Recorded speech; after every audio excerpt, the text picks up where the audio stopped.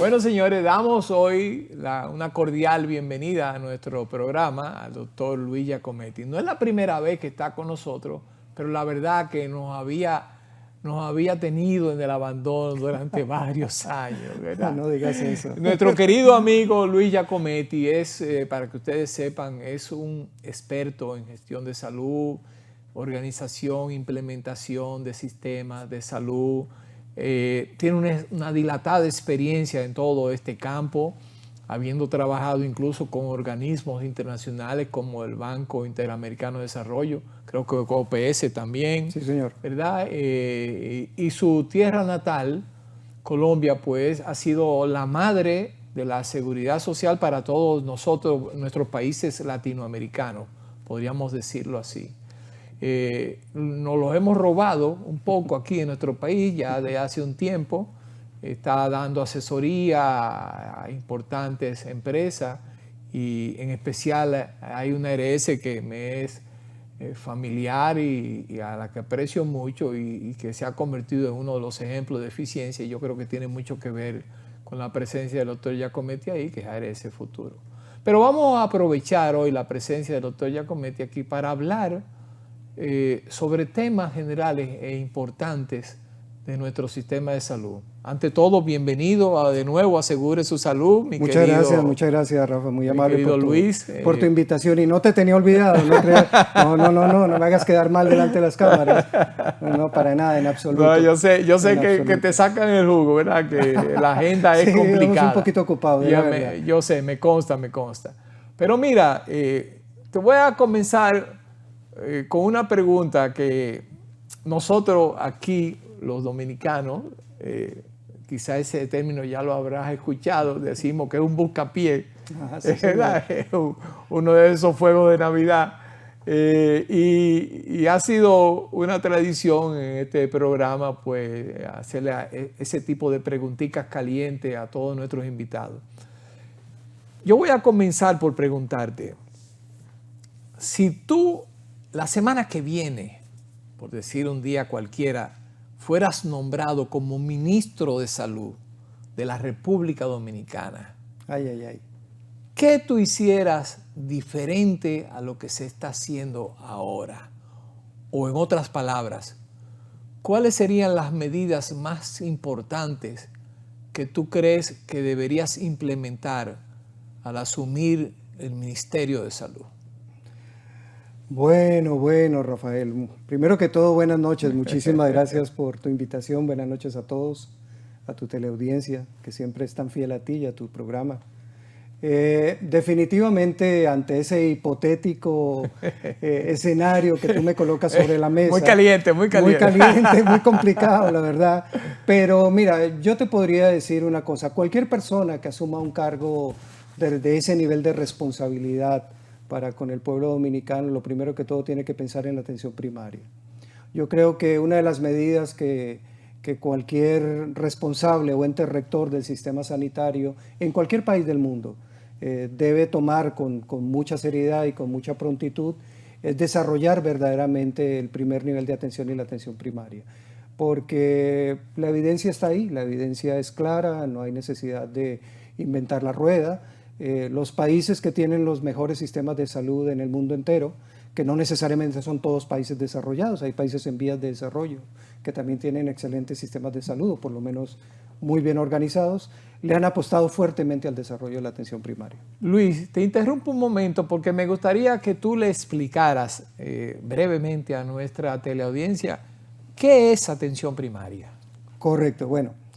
Primero que todo, yo creo que hay que hacer una clarísima diferenciación entre atención primaria y primer nivel de atención. Correcto. Porque parece ser, y en el discurso cotidiano que se escucha y se lee en los medios de comunicación, se habla de atención primaria y de primer nivel de atención como si fueran sinónimos. Es verdad que están directamente relacionados, eso es evidente que es así, pero son dos ámbitos de enfoque y de trabajo diferentes. La atención primaria es un concepto mucho más integral, es un concepto mucho más general que abarca no solamente el trabajo médico o el trabajo de los organismos de salud per se, sino que también es una acción intersectorial y transsectorial que apunta a unos determinantes de salud, que apunta a mejorar las condiciones de salud de una población determinada a través del control de ciertos factores de riesgo que hacen parte de su hábitat, que hacen parte de su vida cotidiana y que interviene sobre ellos a través de un primer nivel de atención. Y ese primer nivel de atención, también hay que aclararlo, no estamos hablando de ese centro de salud o puesto de salud aislado del resto del sistema con un médico pasante esperando a que le llegue el paciente. Que es la idea que muchos tienen. No. Estamos hablando de centros de atención primaria o de instituciones prestadoras de primer nivel de atención integrales, que tienen una alta capacidad resolutiva, que tienen personal técnico, personal profesional y medios diagnósticos acordes a ese nivel de atención para resolver la mayor cantidad de problemas por los cuales demanda una población determinada. Entonces, atención primaria es una estrategia multisectorial, integrativa, que tiene que ver mucho también con educación. Desde la educación se hace atención primaria. Cuando un maestro de escuela o de colegio le inculca a sus niños o a sus adolescentes hábitos saludables, buenas normas de alimentación, cuidado precoz de cualquier tipo de evento adverso que pueda generarse en su vida cotidiana, hábitos higiénicos, en fin, ejercicio físico, ahí está haciendo atención primaria y está generando salud. Y no es médico, es un maestro. Sí. ¿Y tú crees que es pura propaganda o será cierto, como se acostumbra a decir, que a nivel de en ese primer nivel de atención, valga la redundancia, y con una buena estrategia de atención primaria ya implementada, podrían resolverse o se resuelven más del 75% de los problemas de salud que se presentan cotidianamente? Totalmente cierto, es totalmente cierto y puede ser más del 75%, porque está claramente documentado en múltiples investigaciones por el mundo entero cómo la mayor parte de las causas de consulta de una población, de cualquier tipo de población, son cosas que fácilmente se pueden resolver en un primer nivel de atención. Estamos hablando de procesos bronquiales leves, estamos hablando de infecciones faringoamigdalinas, estamos hablando de otitis media en niños, estamos hablando de hipertensos leves, diabéticos recién ingresados a un programa de cobertura de paciente crónico. Okay. Todo eso es susceptible de ser manejado en un primer nivel de atención, claro, con protocolos, con estándares, con un seguimiento permanente, con una buena posología farmacéutica y sobre todo con una muy buena historia clínica y un conocimiento del entorno de ese paciente, cómo vive, cómo se alimenta, en qué trabaja, porque muchos elementos que afectan su nivel de salud están en su propio entorno, en su propio hábitat cercano. Y ese es uno de los elementos sobre los cuales también tiene que intervenir la atención primaria y resolver desde el punto de vista clínico el primer nivel de atención. Si es así, como tú lo explicas, Luis, imbuido de tanta experiencia y de una manera tan clara y precisa, ¿a qué viene el temor que tienen algunos a la implementación de la atención primaria? ¿Tú crees que se trata simplemente de un tema económico? ¿O será real lo que expresan algunos colegas de que podría correrse el peligro de que en vez de hacer bien pudiera hacerse más daño a la salud de los pacientes, porque quizás no tendríamos o todavía no estamos en el nivel de preparación suficiente de profesionales que puedan dar una adecuada atención en ese primer nivel de atención, valga la redundancia de nuevo, ¿verdad? ¿Cuál tú crees que son las verdaderas razones por las cuales a través de los años la seguridad social comenzó hace más de 20 años, ¿verdad? Hace 22 años, pero el Seguro Familiar de Salud comenzó hace más de 15 años, en el 2007. Y sin embargo, aunque es un mandato de la ley y el sistema así estaba contemplado, todavía hoy no existe la implementación de una estrategia de atención primaria integral. No existe un verdadero desarrollo de ese primer nivel de atención para toda la población, para todo el sistema dominicano de seguridad social. Y obviamente no existe porque ha tenido oposición al mismo de sectores tan importantes como son nuestros prestadores. Entonces, la pregunta es, ¿tienen ellos razón en haber tenido ese temor y y haberse opuesto, o tú crees que quizás ellos no han entendido bien el concepto o se mueven otras cosas? No sé. Sí, muchas gracias por la pregunta. Es otro buscapié, ¿no? De los que tú tiras, ¿no? Dicho sea de paso. Así, suavecito, ¿verdad? Sí, suavecitico, suavecitico. No, mira, yo creo que el problema es de diferentes características. Evidentemente que hay intereses que giran y satelitan, como digo yo, alrededor del modelo de atención en general, donde lo predominante que en nuestro medio, y no solamente en la República Dominicana, en América Latina en su conjunto, es la medicina altamente especializada.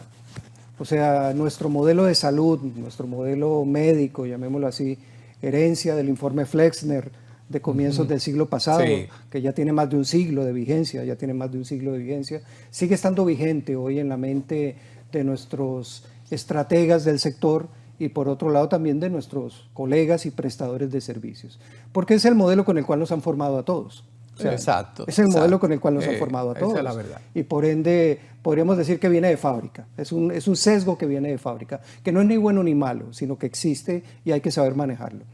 Evidentemente que las condiciones de cómo esté organizado el sistema, que en el caso nuestro es un sistema de gestión de riesgo, de competencia regulada, donde hay participación público-privada, tanto en la prestación del servicio como en el aseguramiento de riesgos también, a través de las administradoras de riesgos en salud. Ese tipo de sistemas y ese tipo de modelos genera una enorme cantidad de transacciones económicas, temas de tarifas, temas de costeos, temas de precios, temas de modelos de pago y de contratación, y por ende, alrededor de eso se establecen unas costumbres y unos usos comunes a los cuales nos acomodamos muy fácil y nos acostumbramos muy fácil. Y salir de esa zona de confort y empezar a pensar en otras reglas de juego diferentes, evidentemente que nos ponen nerviosos tanto a los pagadores, en este caso las administradoras de riesgo, porque no son solamente los prestadores, como a los prestadores de servicios también, porque los unos piensan que van a pagar doble y los otros piensan que van a dejar de facturar. Sí, es Entonces, importante. Ese señalamiento es importante. Claro, porque no es solamente de un solo lado.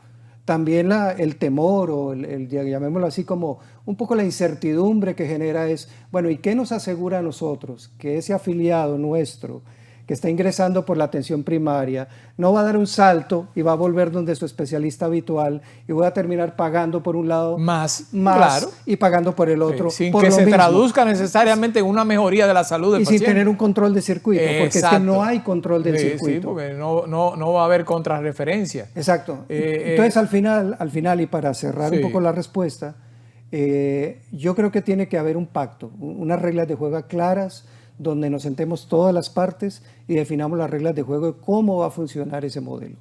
Porque definitivamente si las reglas se pactan, se acuerdan y todo el mundo se siente cómodo en el nuevo modelo de atención, porque una cosa es un modelo de atención con puerta de entrada por la medicina especializada y otra cosa es un modelo de atención con puerta de entrada por el primer nivel de atención. Son dos modelos de atención completamente diferentes.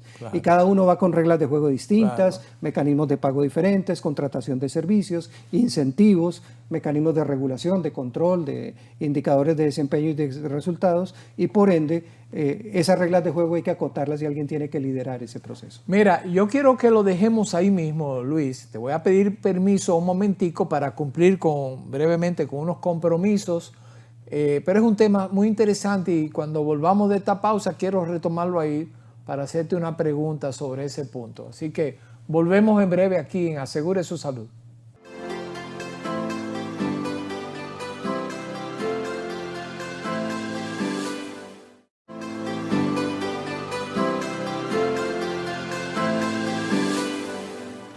Mira, al irnos a la pausa, Luis, tú hablabas de la diferencia incluso en el sistema de pago, ¿verdad? En un esquema donde funcione la atención primaria, a un esquema como el que tenemos ahora, donde el paciente va, como decía Pochi ahorita, al médico especialista que él quiera directamente y a veces rueda de uno en otro, a veces por un mismo problema que no sabe lo que es, visita a 2, 3 y hasta 4 especialistas diferentes.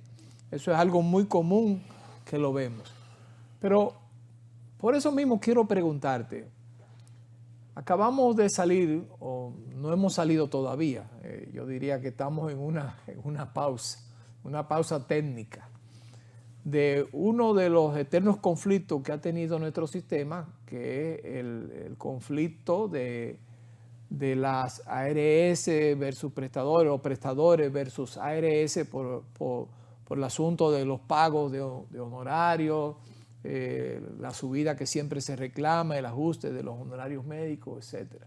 Igual también las clínicas, no solamente los médicos individualmente, las clínicas también reclaman permanentemente ajuste por parte de las ARS de los precios de sus servicios, ¿verdad? En las tarifas que reciben, que tienen asignadas por las ARS. Pero yo recuerdo que siempre me decía, en los primeros años estuvimos juntos laborando, prestando nuestro servicio técnico a una ARS, el licenciado Arismendi Díaz Santana, que fue el primer gerente general del sistema y que fue uno de los autores, o quizá el principal autor de la ley dominicana del 8701, y me decía, mira, mientras no exista la atención primaria, mientras realmente el sistema de atención primaria, la estrategia no esté implementada por completo, siempre vamos a vivir de conflicto en conflicto. No hay forma, me decía él, y te cuento esto para hacértelo más bien como una pregunta. Decía él, no hay forma de poder financiar el sistema ni a corto, ni a mediano, y mucho menos a largo plazo, si no se implementa la estrategia de atención primaria. ¿Qué tú opinas de ese pensamiento que tenía el licenciado Arismendi Díaz y que aparenta ser obvio? Sí, mira, yo estoy completamente de acuerdo con lo mencionado por el ilustre economista don Arismendi Díaz Santana. La verdad que yo creo que es de las personas que tiene muy claro todo el tema del financiamiento del sistema, no solamente por su experiencia y todo su trasegar en el sistema dominicano de seguridad social, sino también por su vasta experiencia a nivel internacional como consultor que ha sido también de varios organismos internacionales. Y yo creo que sí, yo creo que los costos del sistema de salud, y no es un problema exclusivamente de la República Dominicana, en absoluto, es un problema global, tienen un carácter inflacionario per se, o sea, traen en su ADN un carácter inflacionario, por una razón muy simple, porque el costo de la atención en salud viene supeditada a una serie de situaciones generadas fuera del sector. Y cuando digo fuera del sector, me salgo un poco de los hospitales, me salgo un poco de las clínicas, me salgo un poco de los consultorios médicos y me voy a la industria. Me voy a la industria. Estoy hablando de la industria farmacéutica, estoy hablando de la industria de la tecnología médica, estoy hablando de todas estas grandes industrias y segmentos productores de miles de millones de dólares al año en beneficios que giran y satelitan alrededor de la prestación de los servicios de salud y que de una u otra forma inciden de manera directa en los costos del sector. Okay. Un reciente estudio de la Asociación Americana de Hospitales hablaba de que la mayor incidencia en los costos de atención de la mayoría de los hospitales americanos viene dando por el consumo de insumos médico-quirúrgicos y medicamentos, básicamente. Sí, sí, claro. Más allá más allá de los honorarios médicos, más allá. Y estamos hablando entre el 35 y el 40% del costo. O sea, no es un porcentaje baladí. No, es un porcentaje. No es un porcentaje baladí, es un porcentaje importante. Y muy importante, muy importante.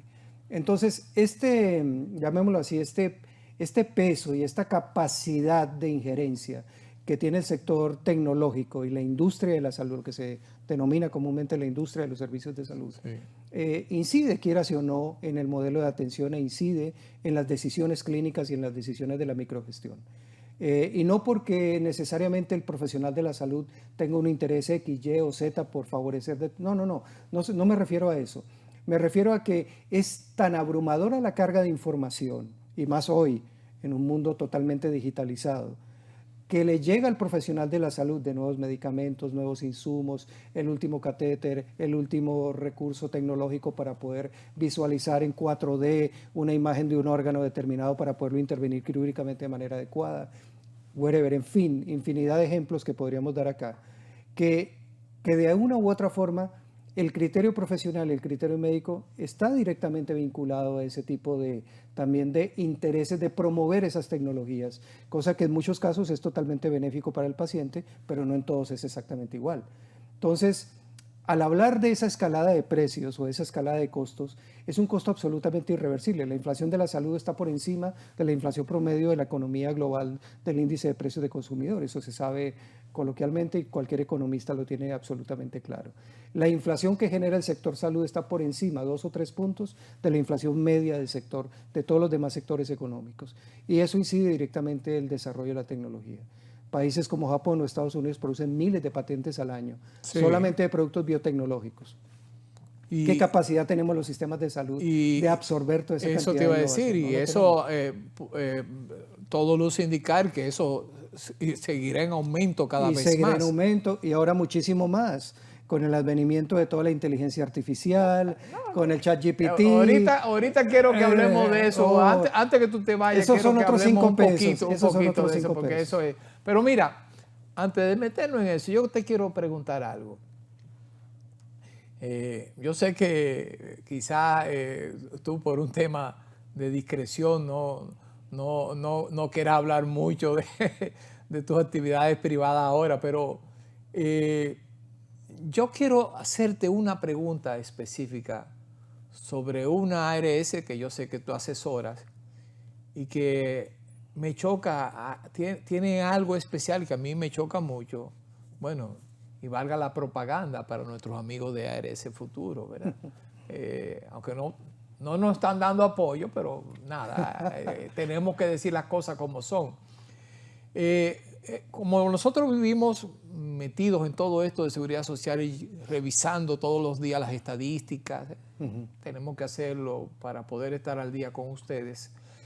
Hemos visto que esa ARS se maneja con niveles de siniestralidad bastante bajos y con mucha eficiencia cuando tú revisas sus estados y todas sus estadísticas. Pero lo más chocante es que entonces, como uno ya ha desarrollado el instinto a través de tantos años, son más de 40 años en este mundo, déjame chequear en la DIDA a ver si es que no están dando servicio y hay quejas de ellos. Pero entonces cuando me voy a la DIDA encuentro que no hay ninguna queja de ningún afiliado por negación de servicio. Y digo, pero ¿qué es lo que pasa? Pero cuando reviso veo entonces que hay un número importante de diferentes servicios médicos ofrecidos por la ARS a sus afiliados. Entonces, te hago esta introducción porque, como sé que has asesorado, las ARS tienen sus siglas por mandato de la ley, son esa ARS que ustedes ven, significa Administradora de Riesgo de Salud, porque se supone que precisamente eso es lo que deben hacer, administrar el riesgo de salud para el beneficio, ¿verdad?, de la salud general de la población y para que el sistema pueda ser sostenible. Entonces, ¿cómo tú has incidido en el, digamos, en el perfeccionamiento, en el avance que hemos visto en esa ARS, cómo ha ido subiendo poco a poco, escalando dentro de las ARS del sistema, al punto de colocarse entre una de las primeras ARS de nuestro sistema y de las más solicitadas por la población, ¿verdad? Precisamente por esos resultados tan, digamos, tan eficientes y tan excelentes, podríamos decir. Bueno, primero que todo, muchas gracias, Rafael, por la gentileza de tenernos en ese tan alto nivel de aprecio. Bueno, mira, yo creo que más allá de lo que yo haya podido hacer o X o Y persona, yo creo que es el trabajo colectivo de todo un equipo. De un equipo, ¿verdad? De un equipo de trabajo muy competente, un liderazgo conocedor del sector y que de una u otra forma ha sabido interpretar el verdadero significado de ser un administrador de riesgos de salud. Exacto. Porque yo creo que la clave está ahí, precisamente ahí, en entender claramente qué es ser un administrador de riesgos en salud. Un administrador de riesgos en salud no es, vamos a empezar por lo que no es un intermediador simplemente de trasladar fondos. Importante, importante. Entre unos recursos que llegan del Estado Dominicano a través del sistema de seguridad social, a través de la tesorería de la seguridad social, y un traslado a través de tarifas a un conjunto de prestadores para la provisión de un servicio. Bueno, eso lo hace cualquiera, eso no tiene mucha ciencia. Claro, eso, claro. Pero eso no es administrar riesgos. Administrar riesgos es tratar de anticiparse a la ocurrencia de un fenómeno. Exacto. A la ocurrencia de un fenómeno. Y en eso yo creo que la ARS ha intentado, falta todavía mucho trabajo por delante, pero ha intentado apostarle a eso. Se ha tecnificado mucho, creo que tenemos o se tiene un buen sistema de información. Todo sistema de información es perfectible, por supuesto, pero se ha apostado mucho en ese campo. Y sobre todo se ha tratado de tener mucha cercanía con el afiliado para entender su problemática, claro. Y tratar de hacer algo que lo decimos coloquialmente todos los días, que es resolver. Yo creo que esa es la clave. Y te pido por favor que le mandes nuestro saludo, ¿verdad?, a la doctora Rivera, que yo sé que es una fajadora y que también está detrás de todo. Así mismo es. Pero mira, yo no quisiera terminar el programa sin dar un poquito de reversa a nuestra entrevista y volver a algo que tú mencionaste hace un rato, inteligencia artificial. Ese es un tema que a mí me apasiona y que de hecho ni siquiera nuestros productores lo sabían, que yo lo tenía en agenda para hoy. Pero tú lo mencionaste ahorita y lo enfocaste como a la salud, ¿verdad? Enfocada hacia el sector salud. ¿Cuál es la situación de la inteligencia artificial dentro del sector salud? ¿Cómo se proyecta? Bueno, Rafa, mira, yo creo que para hablar de inteligencia artificial aplicada a los servicios de salud o a la atención en salud, hay que dedicarle un programa completo o varios programas completos a eso. Porque la cantidad de información que hay en este momento ya disponible es abrumadora, abrumadora. Acaba de salir un libro hace dos semanas, creo que menos incluso, una semana, antes de la Semana Santa, editado por un profesor del Departamento de Pediatría de la Universidad de Harvard, de la Escuela de Medicina de la Universidad de Harvard, el vicepresidente técnico de la Microsoft. Óyeme, mira, imagínate. Microsoft, Universidad de Harvard. Ajá, qué combinación. Ya solamente con darte esos dos logos, ya te puedes imaginar los líderes. Por dónde vienen los tiros. Exacto. Bueno, y habla de la aplicación del ChatGPT, el famoso ChatGPT al diagnóstico médico. Wow. Mira, y en el prefacio del libro, que es un libro que está calientito, recién salido del horno, ¿verdad? Se puede conseguir por Amazon, entiendo. Básicamente lo que dice el doctor, el editor médico de la publicación, dice: yo quedé absolutamente sorprendido con el uso del ChatGPT para el diagnóstico médico clínico principalmente. Me dijo, es mucho más certero en el diagnóstico y en el tratamiento, y en el pronóstico de tratamiento, que el 75% de mis colegas. Y lo digo yo, dice él, lo digo yo, que llevo 40 años de ejercicio profesional. Dios mío. Increíble. 40 años de ejercicio profesional. Entonces, y puntos seguidos, al final dice, y no quiero ni imaginarme cómo será el GPT-5 que sale en septiembre de este año. Ya viene por ahí el GPT-5. Ya viene el GPT-5. Bueno, señores, esto que parecería una gran noticia es de preocupación, y cuando volvamos de esta pausa yo les voy a decir por qué, pero antes de irnos a la pausa quiero darle las gracias a nuestro querido amigo, el doctor Luis Giacometti, ¿verdad? Muchísimo gusto. Y delante de ustedes comprometerlo, pero de verdad comprometerlo a que nos visite con mayor frecuencia, porque es un banquete de información el que ustedes reciben, el que nosotros recibimos, con todo lo que tiene que ver con la gestión de salud, con el avance de la gestión de salud, el desarrollo de la misma y sobre todo para beneficio del sistema dominicano de seguridad social. Es un lujo que tenemos con el doctor Giacometti. Te felicito, Luis. Muchísimas gracias, Rafael. Y vuelvo y te repito, ya estás comprometido a venir, ¿verdad? Comprometido Con y más obligado. frecuencia. Comprometido y obligado. Muchas gracias, Luis, por tu presencia. Y muchísimo ustedes gusto. no se muevan en sus asientos porque todavía nos falta contenido aquí en Asegure su Salud.